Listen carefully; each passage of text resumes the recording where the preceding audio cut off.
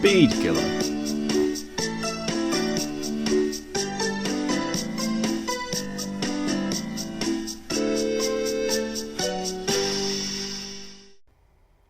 I hate dawdling like this, growled Rusty. I get hot and uncomfortable. Sorry, old chap, replied his driver. We can't go any faster or the weed killer won't spread properly.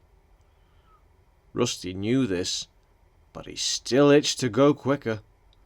His train that morning was a flat truck with a large tank on it. A pipe hung across the line behind the truck's buffers, and when the man in charge turned the tap, liquid sprayed onto the track through holes in the pipe. The weed-killing train was only used once a year, but that was once too often for Rusty. He had hoped Fred, the other diesel, would pull the train today, but Fred was ill. So he says, muttered Rusty darkly to himself.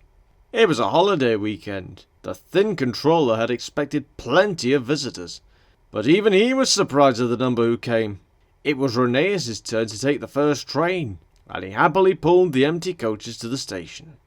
So many people were on the platform that Rheneas could hardly see it.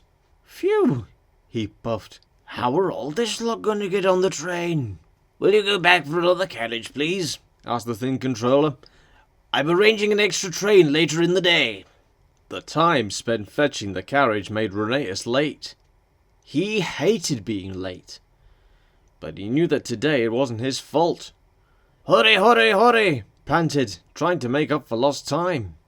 They did well until they reached the middle station, where they had to stop. Rusty and his weed-killing train were waiting for them in the loop. Nipped all those weeds in the bud, have you? Called Rheneas as the engines passed each other.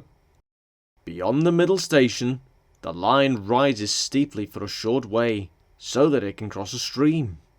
The engines like to be able to get a run at the hill, especially when they have a heavy train.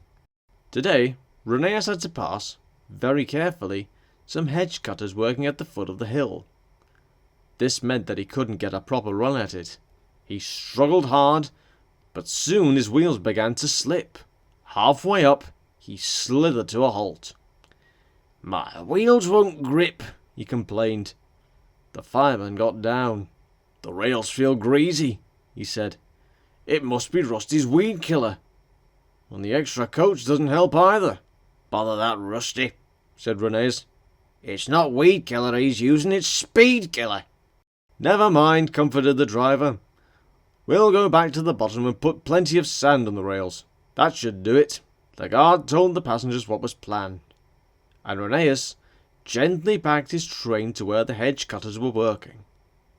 Then they paused, so that Rheneas could gather his breath. Beep, beep, he whistled bravely. Here goes. As they moved forward, the fireman turned on the sandpipes. I can do it. I can do it, Rheneas snorted. Slowly, very slowly, Rheneas reached the stream and crossed it. I will do it. I will do it.